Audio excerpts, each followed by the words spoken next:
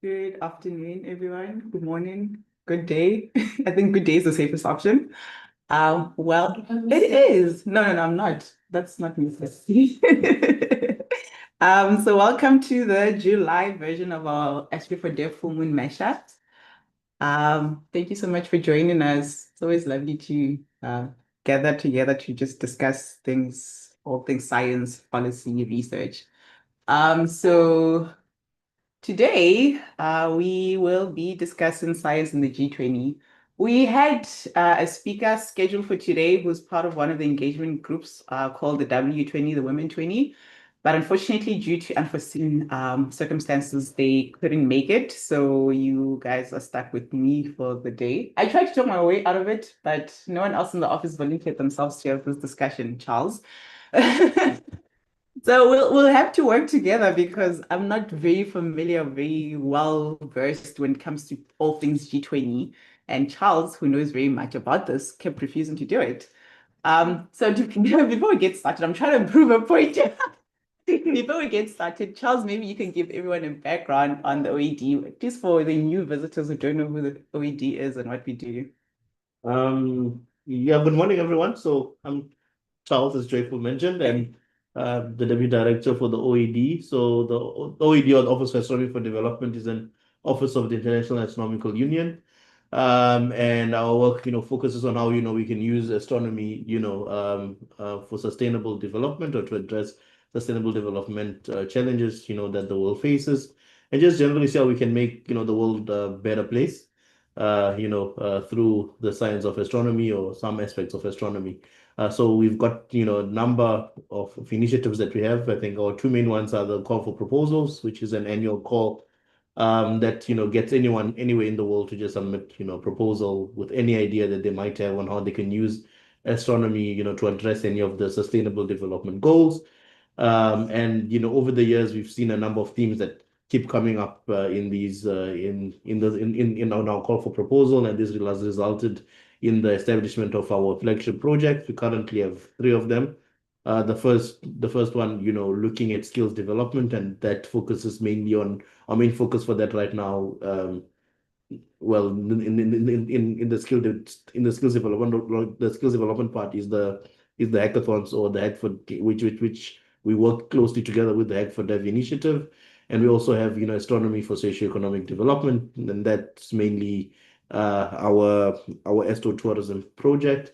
And we've got astronomy for diplomacy, and through that we've now been mainly focusing on our astronomy for mental health and how we can contribute to that.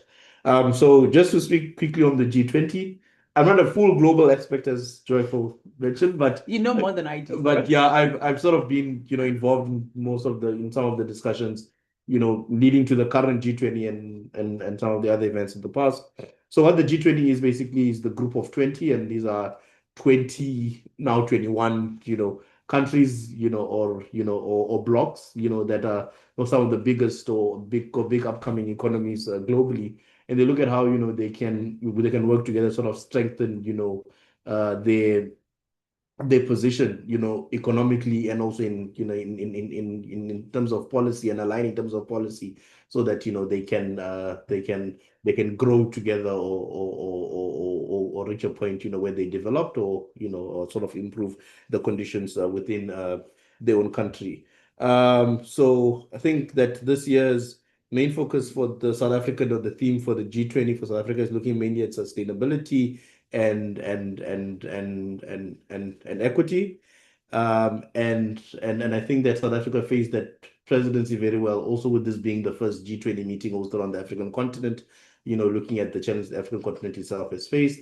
And also, it also comes at a time where where I think within some of the last G20 events, where the African Union has now been brought in to be part of the group of 20, which is also quite a key milestone. Then we can see, the African countries and the African Union itself start having influence within some of the policies from just within the group of 20 context. In the past, I think they've just the last G one of the thing, the one before the last one, there was hosted by India.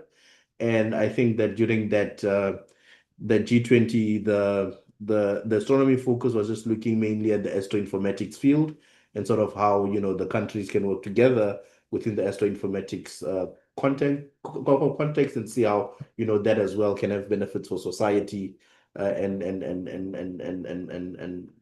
translate from that point of view. But I think from our office perspective, Dreyful and Ram have been attending a few G20 events that be looking at, different focuses in terms of the G20 itself. And I'm not going to talk, very much on that, and I'll just head back over to Joyful so that she can sort of go through some of the things. And we'd like to also hear, what some of your ideas are in terms of what, would you feel, from your context and where you are, what the G20 should be talking to and how we could use astronomy, in that context as well, and the sciences to sort of, contribute to those discussions. Wow, you did a really nice, long, detailed introduction. You just like basically covered half of my slides. So now I'm like, what am I supposed to talk about? But thanks, Charles. So because I feel like I'm not an expert in this, I am going to make this session as engaging as possible. I will not ask people to say their names or like tell us who they are online, but we will have random polls pop up throughout the whole Zoom meeting.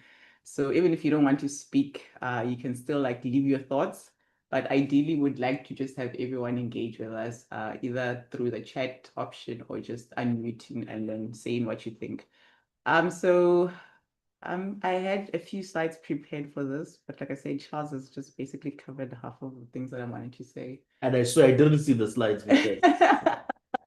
Yeah, so basically today's session is going to be structured around science leadership and the G20 and how can we build bridges between science policy and global priorities. So how do I go? There you go. Okay, so the first one is actually a poll itself. So to just gauge on the people who are in the room. Oh, now I have to stop sharing. Wow, this is going to be very tricky. This is why I wanted the office Zoom to be the one that's on as admin. Okay, so there will be a poll that pops up. Thank you. Launch the first one. What do you do? Oh. Oh, wait, no, end poll. Wrong one. Stop sharing. Okay, wait, what? No, I know what you studied again. Back. It's Q5. Study Q1. I think this is one. There we go. Yeah. So the first part of this is to basically get an idea of what background everyone has. It sucks because there's like a lot of people in this office, but none of them are connected to the Zoom, so they will not be answering this poll. Join the Zoom. The normal OED is in. The usual OED. No, it's not. It's a special link, yeah. So if everyone could just state in, I should have given an option to state what other is, but then, yeah. And I'm hoping that a few of you guys or everyone is familiar with the G20, but if not, based on Charles's overview and the next couple of slides, it should give us a rough idea of what it is. And then from there, we can just sort of kind of build our knowledge together on it and also expand what one needs to know. Okay, so there is 5 of 12 people have answered this question. And I'm thinking the 3 is actually me, you, and the TV, so technically it's not a lot. Okay, well, we'll stop here. A lot of them, okay, yeah, there's more. No, I can't answer. Yeah, because you admin as well. Yeah. So that's I'm like 1, 2, 3 is okay. So I'll stop. Okay, people are still responding. You have to register to get your own. Yeah. It's not a share group. So You have to register. You have to register. We have over 50% that answered. So a lot of people are scientists and astronomers. So I guess when we're talking, and a lot of examples that we have here will be based on astronomy. So we'll all be on the same page, at least the majority of us. And then other people from the other sciences can also just throw in what their thoughts are in the discussion. So for now, I'll just end the poll here so we can move on. I wonder if can anyone see this online? Because I'm like, Yep. okay, cool. So I'll stop sharing the poll now and go back to the Can share slide. the share the results. Someone has to close it. Okay. Yeah, Charles, yours. There are too many devices that one needs to control. Okay. Okay. And then now we move on to the next one. So basically, this is a summary of everything Charles said. That's why I'm like, Charles basically covered everything I need to say. So who is the G20? The G20 is 19 countries plus the European Union and the African Union. So they're technically 21, like you said, right? And then it represents about 85% of the global GDP and 2/3 of the world's population. And what do they do? So it serves as a platform for leaders to discuss and coordinate policies on a wide range of topics, including trade, sustainable development, health, and climate change. So why does it matter to have the G20? It sets priorities that affect the entire planet. Members have the resources to drive, and also members have the resources to drive this kind of change. And then Charles also mentioned that the 2025 presidency is led by South Africa, and the theme is solidarity, equality, and sustainability, which I think it's some of the things that the OECD sort of kind of resonates with. So we thought it would be a nice discussion around that and the work of the OECD, but also just the role that sciences can play within the G20. So I'm pretty sure there's another poll after this. Yep, there is. I structured it such that people would have to actually engage and I wouldn't have to do most of the talking. So the second one is, yeah. So if you could influence one of the G20 priorities, what would it be? So it doesn't necessarily have to be one of the things that they've listed, but then just based on your experience or your surroundings in your community, what would you want the G20 or a G20 priority to be? And how would you sort of kind of like structure it? I want to pick on people in the office. So while people are answering online, maybe, I don't know, something you feel like should be addressed on a global scale or not necessarily, that isn't. Give us an example of what a priority of GT. Well, currently, climate change is one of the priorities that they have in health. From the engagement sessions I've attended, climate change. So one of them was the Foundations 20, and they were looking at climate action solutions. And then the Women 20, they were talking about the priorities being K economy, the K economy sector, and then also just employment. So like gender equity employment. And there was another one that I can't remember, but basically, do you feel like those priorities cover all of the things that should be covered in the world, or do you want it to sort of kind of be expanded? There is no wrong answer, basically. Can you show the slides again? The priority? Oh, can I do both at the same time? I don't know. Huh? I'm sure I can. Yeah. Just minimize it. Oh, okay. So I don't know what everyone can see, but yeah. Yeah, I can see. Okay. Yes, so currently some of the priorities that they've focused on is sustainable development, trade, health, and climate change. So are those things that you feel are covered? What is missing? I mean, I think if they could focus a bit more on world peace, I think that would be something that resonates with me currently. World peace? Yeah. Okay. I think with just the number of wars that are currently happening, I think that we're at a place where, and of course, I think that people need to sort of try to address the elephant in the room, is to, what,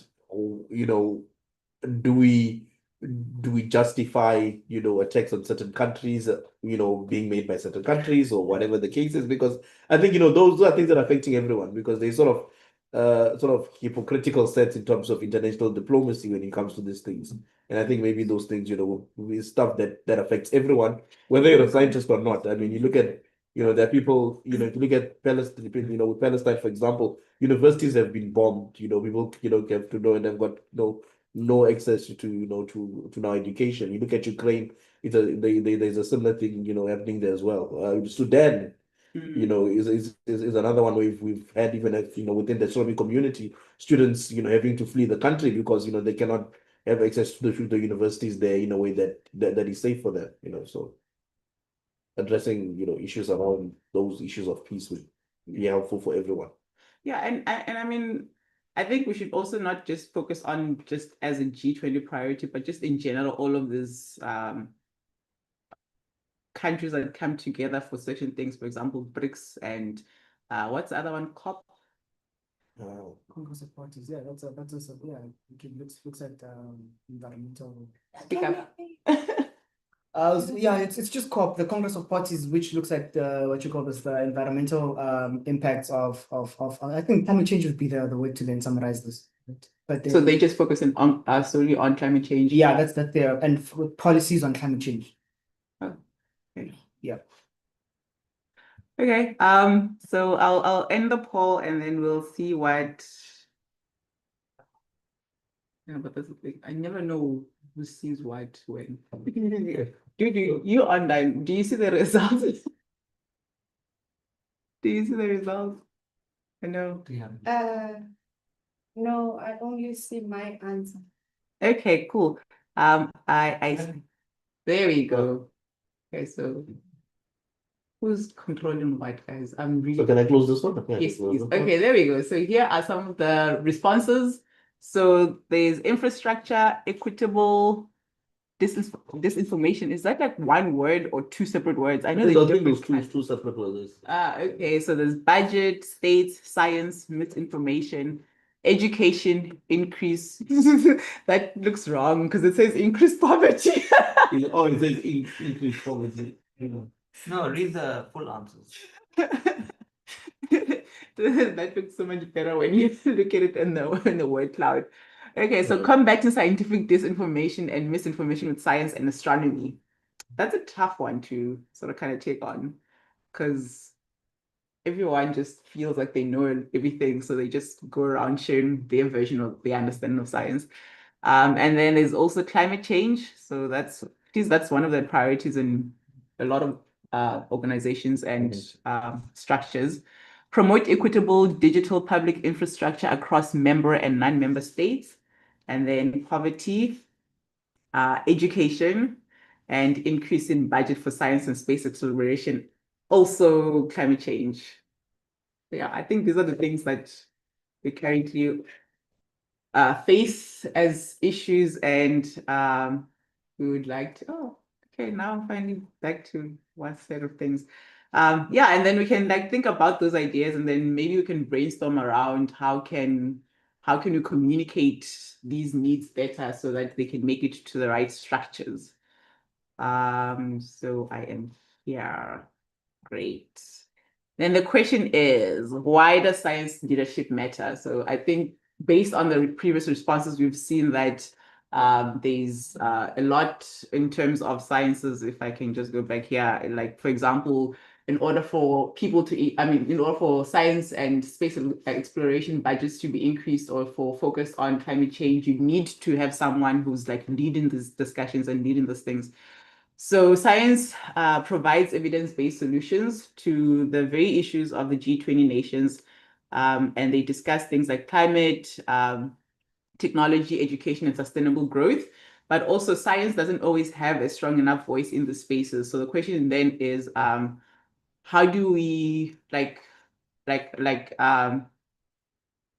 how do we then move on to a space where we can actually have our voices heard as scientists and as a science community? So for example, astronomy is a great example for science, and it inspires innovation, collaboration, and long-term thinking beyond borders. But then again, this is coming from us as an astronomy organization. So we'll obviously say that astronomy would be a great example of this, but then I'm sure other sciences can too as well. It's just a matter of how do we then communicate the sciences? So to move on to the next poll.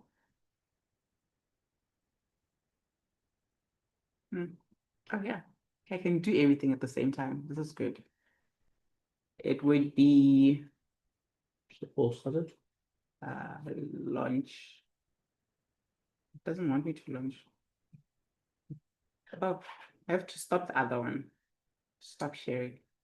Okay. And then launch the next one. Yep, there we go. Okay, so do you think science currently has enough influence at a global policy table? No. No? Why not?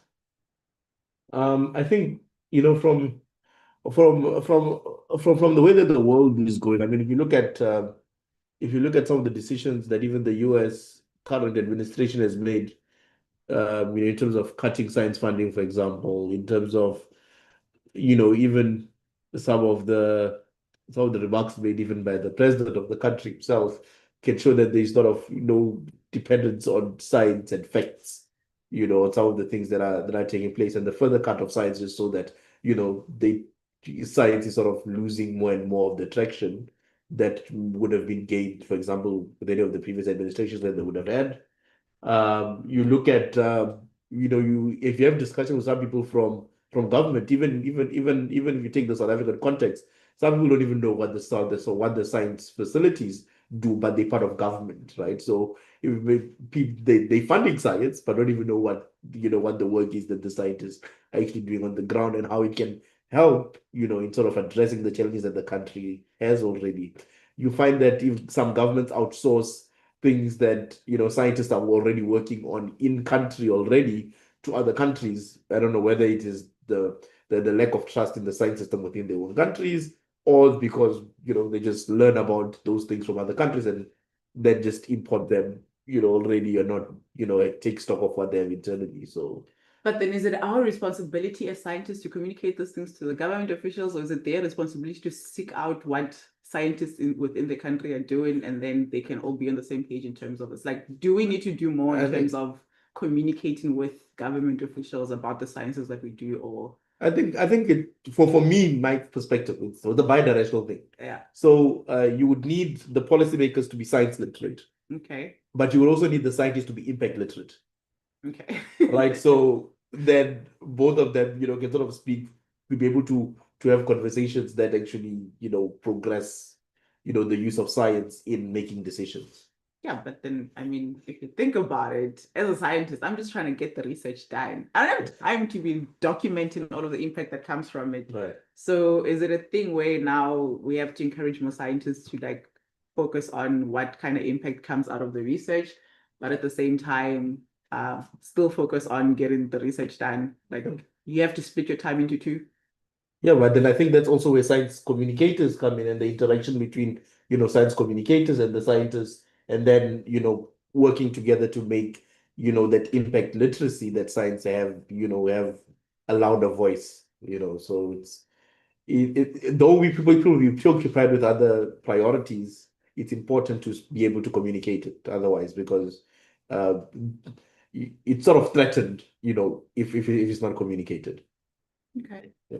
So, we're talking too much, I think. Yeah, do you have thoughts from everyone in the room? So a lot of people say that no, science does not play enough influence, does not currently have enough influence at global policy tables. But would anyone like to share their thoughts, maybe?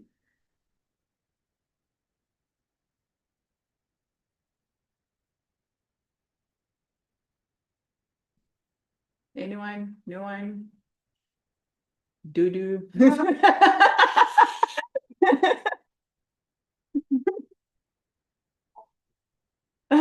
You can ask. Genevieve's got a hand up. You All can right, ask. yeah, this Genevieve's hand. Yeah. Just close the cameras. Yeah, you can unmute.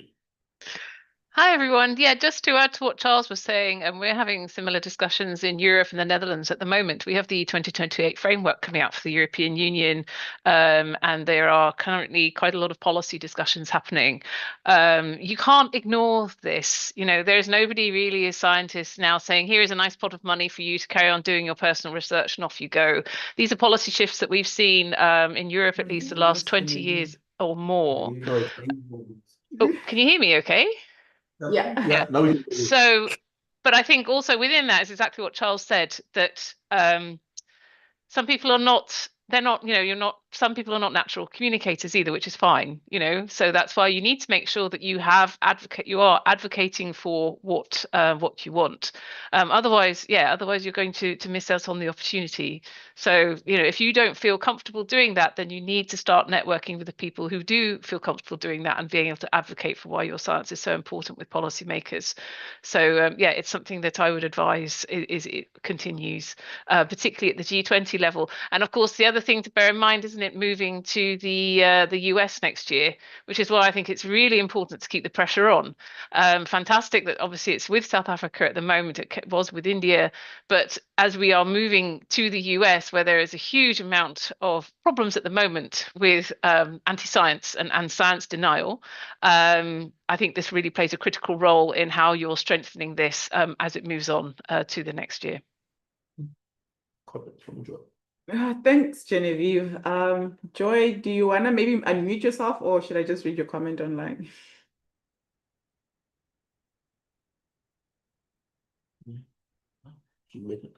No, she wants me to read. Okay, Joy's shy. So weird. You shouldn't be shy, Joy. You know, I feel like all Joys are like okay, so she's in a noisy area. So she says that policymakers operate within timelines. So most times there are no consistencies in beliefs or what a predecessor stands for. Yep. I think everyone's always like out to make A legacy. exactly live a legacy of their own. So most policymakers are advisors and not scientists. So response to science solutions delay. Right. Yeah, I think you make a very good point, especially because we constantly have a change in leadership, like on a regular basis. So even though it's good to have new voices, but also at the same time, they don't tend to like continue with certain things, and some of them are really important. But then because someone also wants to leave their own legacy, they'd rather just start something completely new. So we constantly have this like consistency of people just bringing in new ideas and nothing ever actually like comes to a point where they complete it. Yeah, does anyone else have anything to share so far? Ram, I think you had a question. No, not a question. Maybe a question to everyone here. Why do you think that policymakers hold so much power? Because it's the scientists who are the experts. It seems like our roles are reversed almost.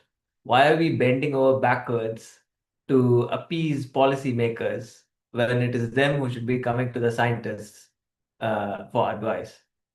How can we turn this situation around? Well, they have the money. Makers. But they work for us, right?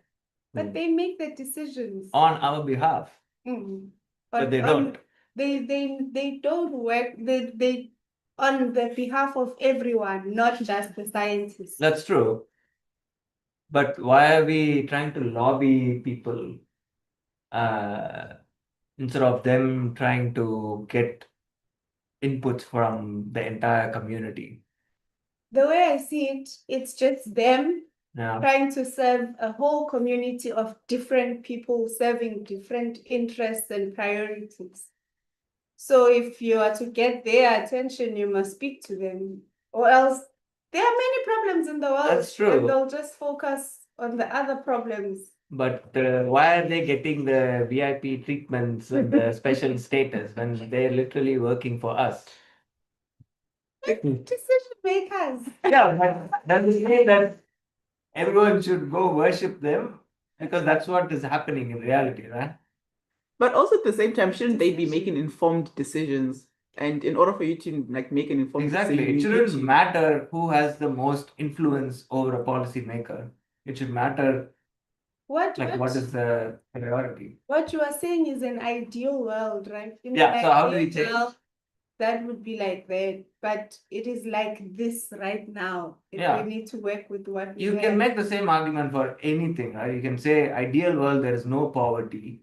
So why even fight poverty? No, those are different. How? What we are doing now is trying to find those solutions by engaging them. Exactly. So should we do the same for this situation as well? Should we try to find a solution where the policymakers don't hold so much power? How? I'm asking, that's the question. That is the question. That's That a is big the question. question. Are they not there to then balance out the whole power situation? Yeah. Because there are two things that are happening here. There's policy for science and there's science for policy, right? Which don't happen in parallel, right? Where one happens where, I mean, the policy for science, I mean, is there to regulate what's happening within the science field, right? And the second one is where there is science that also factors into policy itself. And I mean, I think the question mentioned taking science-based policies, right? But I feel like we are good at regulating the science field. It's just that scientists are not probably good at communicating what exactly is that they need to then take science-informed policies, right? There might be a bit of miscommunication between the scientists and the policymakers, right? Where you look at science, we look at policymakers as the holders of the power, but they are there to then play a very neutral position where I think but they don't in reality. Like if you're a arms manufacturer, like a weapons company, you can go lobby. If you're someone like Elon Musk, you can go lobby the government and get them to make decisions in your favor, right? So science doesn't have that power at the moment, is my point. So how do you fight against someone with all the power, like the big companies and the corporations and the Elon Musks of the world? I want to respond, but I feel we must attend to the other. But Genevieve had a number of comments. Genevieve, maybe you can just speak to your in-text comments quickly. Yeah, sorry, I don't want to take up the conversation, so I was just putting some thoughts in chat. And please, if anyone else wants to say something first, please do. But just to add, I think to reinforce the point that you are looking at, there's a slight difference between the politicians who are voted in and come and go, and your civil service who are permanent. So I'm not sure how it works in different countries, of course, but in Europe that tends to be our structure. And if your civil service is weak, and we saw this in the UK, for example, during COVID, then what happens with your, is that then it starts to be eroded in trust in science, and you're having anti-science policies that come forward and succeed, because your civil service and your bureaucrats are not able to balance the politicians. So, and politicians are just gonna, I mean, we have obviously a terrible right-wing wave in Europe at the moment. They just, it's very populist, very nationalist and fascist in some examples. So they're just saying stuff to get the votes, and it's hugely funded from I'll actually have to share the report because I saw some really interesting data on this, and it's funded from some quite traditional sources. So, when you're up against that, and as I'm saying, well, what do you do? Well, this is where the grassroots work, and why you have to keep lobbying, why you have to come together as a community, with a shared voice, single voice. I mean, obviously, me on my own writing to my MP is not going to get me very far. But if I come together as a collective and we protest, I think somebody mentioned protest, and if you are continually piling on the pressure, you have to. And it does work. But it is a collective effort, I'd say. Yeah, you do. I don't want to talk too much. I think maybe we could hear from other people, because I see there are people from different countries, and some familiar names, so maybe we could hear about situations in different countries. There's Naomi, there's Beatrice, who else do we know? There's Dominic. Hello, everybody. I'm here from Argentina. Well, I don't want really to speak about the situation in Argentina because it's incredible. Vote a fascist president, and you will know what is the situation of science here in Argentina. Is a complete disaster because all the scientific institutions are in the train to be closed. So, well, we are trying to fight. We are more or less organized in different groups, but beyond the institutions, because inside the institutions also there are people who are with the president, with the actual policy. So we don't know what will happen here, but for example, in my own group, half of the members of my own group resigned their positions because the salaries are so weak and low that it's better to be at home. You have not money even for pay to the transport. So the policies here are completely out of the reality. We believe that the president and all their team are living in a bubble outside the reality. And the main problem is, well, we have we are strong, we are fighting, but the young people is not ready to do that at all. And the pressures are very, very strong. It's a strange situation. And you know our president is very famous right now.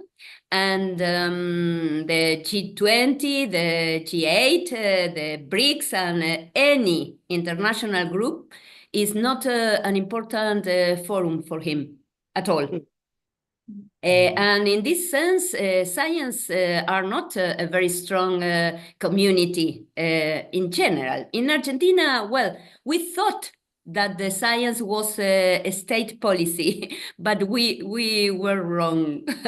It's not like this, and the people is very confused because it's more important to live and to eat and try to maintain the health, and the hospitals are being closing, the schools are not supported.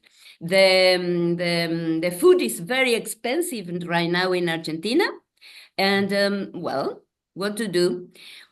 Well, each one of us are trying what we want or what we can in the middle of a real, very, very hard situation. We hope that the things change. It's not the first time we are living this kind of situation, but my own thought about this is that we need more science, of course. We need more voices, not just in the country, but from other countries supporting us. But as Genevieve a few minutes ago mentioned, if the United States is in the middle of a disaster, what to wait for the rest of the country? The periphery is not in the equation. The countries in the periphery, like Argentina, Bolivia, or Paraguay, even Chile, are not in the focus of the world. So add to all of this the war, which is an incredible thing. And add to this that, for example, during the General Assembly, we proposed to sign a letter defending the scientists in Palestine, and we didn't obtain a huge number of signs. Well, what to say? I'm a bit depressing. Sorry for that. I'm not depressing people. I a person with a lot of ideas, and I am trying to do what I can in my country. But if the international associations are not ready to sign a letter, not to go and fight in the middle of Palestine, no, sign a letter, just that, to defend the right to live. Because now in Palestine, you know, there are a lot of people, dead scientists who lost their lives. So we need to be a more strong community, international community, defending our rights, and the science is a right.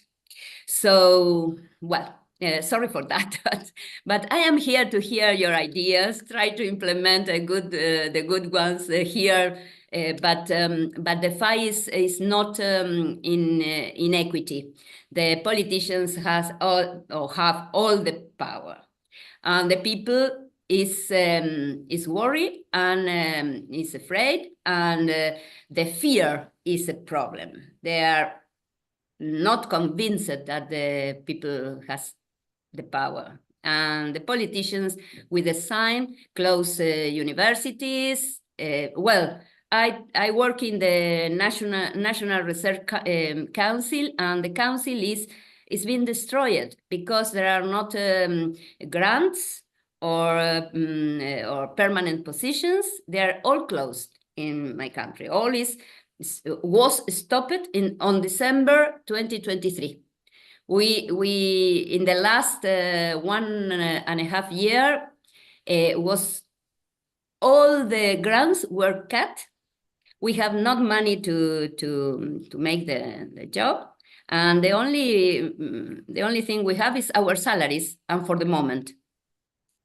So my idea is we need more community, but in the sense of the work community, because the countries are a bit weak in this framework. Yeah. Yes, it's sad, but well, it's sad. Yeah. So yesterday we were talking about how astronomy has made a huge impact on society, you know, how it has led to inventions like Wi-Fi. You know, we can't think of a life without Wi-Fi or CCD cameras in our phones. But in reality, like Beatrice says, we are actually weak. We don't have any influence. Yeah, and I think, and I think more than anything, a point that I've sort of been sort of speaking of more and more recently is maybe we need to change the way that science is funded. And changing the model of the funding might be the actual solutions to getting, policymakers to listen. If you look at, the space industry, for example, most of it is commercial, right? And, you look at the US situation, you see how seriously they're able to take someone seriously like Elon Musk, who owns a big successful space company, launching things to space, because, to them, they contribute to the economy, directly. And maybe if the model of science is not one that is reliant on government grants and government funding, but one that can be sustaining itself. And maybe one way is to look at the spin-offs coming from science and astronomy itself. Maybe we should start looking at how we exploit those spin-offs so that they can come back and benefit the science of astronomy and elevate its place, within society as well. Yeah. And then maybe once we do that, the voices of of the people that are doing the research, the people that are bringing up these innovations can therefore be be listened more and more. Yeah, but we should also take ownership of the spin-offs, not necessarily exactly. So if we actually took ownership of all of this, then it would be another way of keeping science more sustainable. It comes back to who owns the intellectual property. If the scientist owns the intellectual property, and or maybe the facilities that actually do require the support to continue that research own that intellectual property, maybe then we could start getting sustainable in a way. Yeah, I know Zipporah had comments on the chat. Do you want to maybe unmute yourself and share what you wrote on the chat?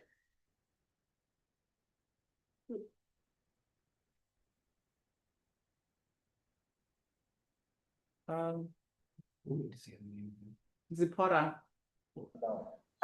Yeah, I think what I can say, I feel like policymakers are more or less the decision makers. And yeah, you find that it's upon us to push, as scientists, to push for database and informed decision making. They won't come for us for that. So, and that's why you will see science being prioritized and all that, and also us trying to explain, because I've seen also several projects that we've been involved in, and when it's taking a longer time, it is quickly regarded as a failed, project. And yet we all know that science projects, mostly they tend to take longer for you to see results. Yeah, it's just that. Thank you. See from Joy as well. Oh, Catherine, I see from Joy. Joy mentioned that there are spin-offs that may be hit by brick wall based on policy. True, that is also very true. And I think another elephant in the room again is also the capture of the science system itself. So sometimes you find that there are people that create this brick wall, that have actually just captured the system, right? And also, how do you overcome barriers like that, and how do we, look at the conversations around the G20 and these things to sort of remove these barriers, for people as well. Yeah.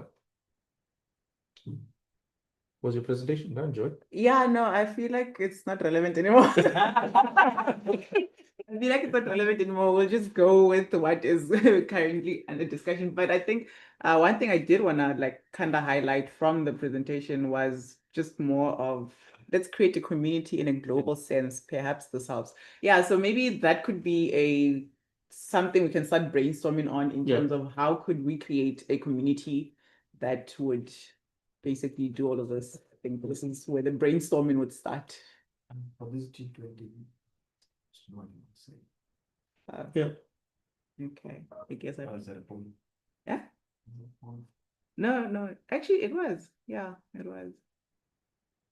Okay, yeah. There's another poll coming up. No, it's not that bad. Okay, don't make it sound like it's the worst thing ever. But someone made a comment about the BRICS Science Committee, very strong. I think it's actually Beatrice, and that is actually very true. I think looking as well at the BRICS Astronomy Working Group and the work that they are doing, Yes, we actually it's not really, sorry, it's not just an astronomy committee, it's a scientific committee, and it's very strong, and they perform meetings during the BRICS General Assemblies, and they are well, reaching good results, because, well, in the BRICS are China, well, important nations and very, very strong nations right now.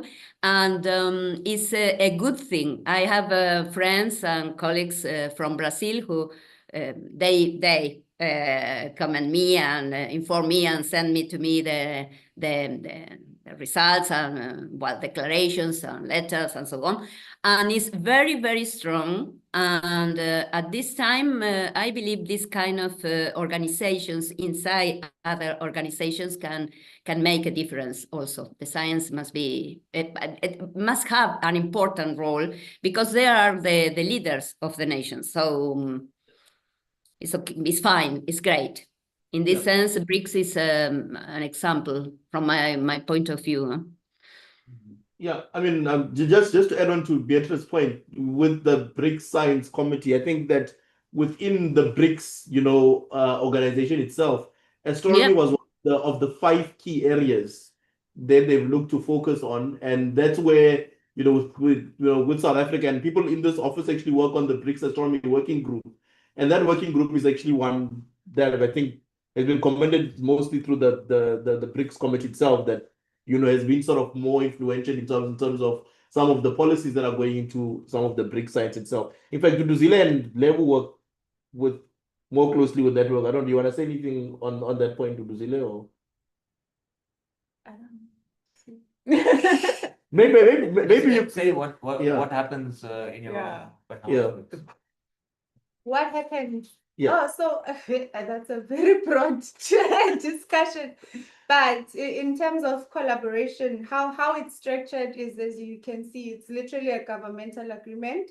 So the engagements happen across the different levels. So you have engagements in the higher level with the ministries, and then we have the working groups, which are mainly the researchers in the different countries, representing the different focus areas. Representing the different focus areas. And then depending on the objectives of the working group, we would then further engage, maybe like the science engagement professionals. It really, that ultimately depends on the objectives of the working group and how it's run. They are run quite differently, all of them, but the main common thing is the resolutions that are drafted at the working group level are then reported back at the senior official meetings, which then gets reported back in the high level meetings to ensure that the partners are still equally contributing to the efforts and share common goals that they are working towards. Yeah. So the scientists are drafting the resolutions. Yes, at working group level, the scientists draft the resolutions, but the way we work is because we work with all the different actors, I guess, in the space where we have government representatives who would be participating in the working groups. The way we do the astronomy working group is the first 2 days of the meeting is the science meeting, and then the last day is with the officials, the ministry representatives, and some representatives from the science community. And in those discussions, we report back on the progress as far as our projects are concerned in the different countries, and collectively draft resolutions that would then be reported in the higher level meetings. Yeah. So maybe from this we can say that maybe there's a sort of a solution to what we were saying, in terms of what BRICS has been able to do. So there is a way to achieve this, but the thing is that now with BRICS faces a lot of attacks from like the US and some of the European countries not wanting to work with BRICS, whatever the case is. But BRICS is clearly showing that there are ways that these things can be done, and I guess it's an unfortunate sort of world that we live in, where people are trying to work hard to establish something that can be a sustainable system, while others are trying to ensure that it's dismantled in a way. So yeah. Okay, so Yeah, any other comments from anyone in the room? what message? Otherwise, while you're thinking about it, there's the last poll is up. It's basically just we were sitting in the office and we are thinking if we had access to G20 leaders, what message would we like to send to them? And not necessarily as the OAD, but just as the science community, what would be that one thing or that, that you'd like to just put out there for these leaders? Like I said again, just goes beyond the G20, just all platforms in general that come together to sort of kind of make those decisions that would, at the end of the day, affect an international community. So like what message would that be to send to them? Yeah, but Ram, do you have anything else to add? I think we also were talking recently about NATO countries who are now increasing their defense spending as a percentage of their GDP, and many of the NATO countries are part of the G20 as well. So G20 is under pressure now to fund more military spending. So how do we as scientists compete there? What kind of message can we give to G20 leaders for them to prioritize science over whatever national security and whatever else they call it?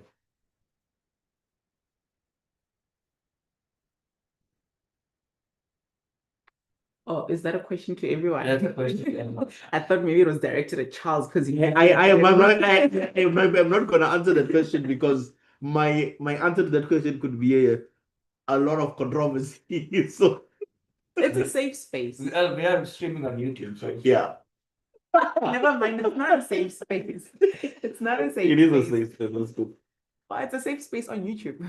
Yeah. So yeah, I don't know. I'd like to pick on one of you guys to sort of kind of summarize what can of I this. ask people online?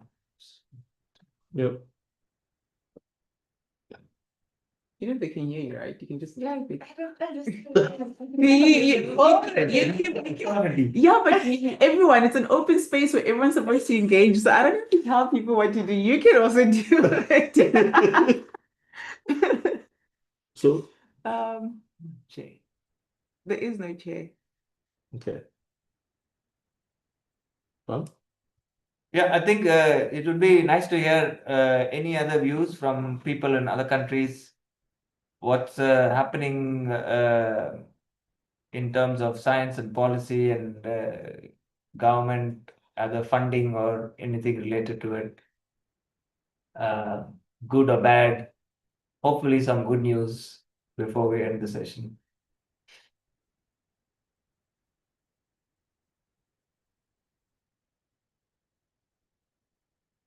I guess that means no one has good news. Yeah, I think maybe we could just leave it to just before we close. If like the question that's in the poll now is a very important one because we never know who we might run into in the near future. So if we ever were to, for any way, come in contact with some of the G20 leaders or have a platform where we could voice out, what our community is sort of saying, what message would it be that we'd send out? I think we can at least get a few hands and some people speaking, it would be good on this one. Maybe we can get someone from the OAO.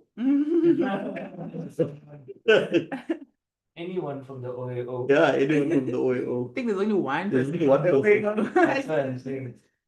Naomi, are you there? Can you unmute?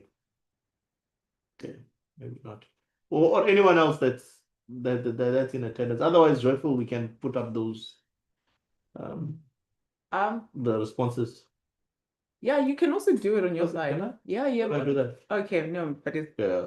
you'd have to share your screen. Okay, I Yeah. can do it. Sure. But anyways, I also left a link on the Oh, chat. there's a hand. Is that a hand? Oh, that's not a hand. So it was this hand. It was your hand. Yeah. I left a link on the chat where we can continue this discussion offline, obviously, because I feel like with most of our full moon mashup sessions, we start discussions, then we just cut them off after an hour. And maybe someone will probably have a thought a week from now and think, oh, I should have added this in the discussion. So we've moved on to take our conversations onto Discord, which is a very new platform. So if you're experiencing any challenges, feel free to reach out to us so we can fix it. But we thought if we just put it out there, then we can work around setting it up as it happens. So yeah, we can continue the conversation on Discord, and we can also share all of the insights and discussion things that came up from there, so we can just continue everything offline because we can't sit in this meeting for all day. Now I just need to figure out what's sharing because Okay, is the poll? So I think you were just sharing the results for the current poll. So what people say they would I like know, to say. but I need to see I need to share my screen so that Okay, there we go. There we okay, go. so Okay. I think everyone can see my screen. Okay. Oh, everyone left their names as well. It's not anonymous. So focus on education and world peace. Charles, see your world peace statement. I think someone else shares the same sentiments as you. And then science for policy and policy for science. Okay, let science play as a major part in their decision making so they can make informed decisions on the side. Let the meeting membership also involve science experts. If possible, there could be some form of science meeting as a precursor to the G20 where ideas are gathered. I think they got the Science 20 meeting. So yeah, but then with the Science 20 meeting, don't they usually have like a specific focus topic they that do. they want to? Yeah. So what about other sciences? Are we not relevant in this discussion? So that means that you would have to put it through the Sherpa for the G20 in whatever year. Who is And the Sherpa? The Sherpa this year is for the South African one. There's the South African Academy of Sciences. So we've sort of tried to engage with them. So is that the organization that would be involved Yeah. with or in charge of all of the sciences that would like to add something into? Yeah. Oh, Yeah. okay, cool. And then another comment says we should stand together as a community and listen to the science. And then there's also another comment that says astronomy is not just about space, it's about building futures. Through data science, coding, and international collaboration, astronomy prepares young people to solve real-world problems. G20 leaders must invest in this potential as it is part of a fair and sustainable future. Not just astronomy, all sciences. I'd like to advocate for all of the other sciences as well. But yes, astronomy is kind of cool. Mukila can be an OED ambassador. And then also more science for a better future. Yeah, so like I said, if you have any other thoughts, please feel free to sort of kind of join our Discord community and we can have this discussion. But also to highlight that I think it's very important what Betty said about us. Let me just try to find that exact comment. No, just was about the link you share. Yeah. No, about creating a community in the global sense. So like we should also start brainstorming in terms of how can we create international community that would then advocate for the sciences more in such a high level spaces. Yeah. Yeah, otherwise, I think it's been a very fruitful and engaging discussion. Thank you so much for everyone who joined. Even though it was not anywhere close to the full moon to the full moon itself, which was last week, but because we had to accommodate our guest speaker who still couldn't make it, we had to shift things around. But yeah, thank you so much for all of your time. And it is 2 o'clock, so you can go back to work, and you probably sacrificed your lunch if you're in South Africa. Right. Yeah, join us again next month for another full moon mashup, and we will be discussing, it'll be actually a continuation of June's full moon mashup. We will be discussing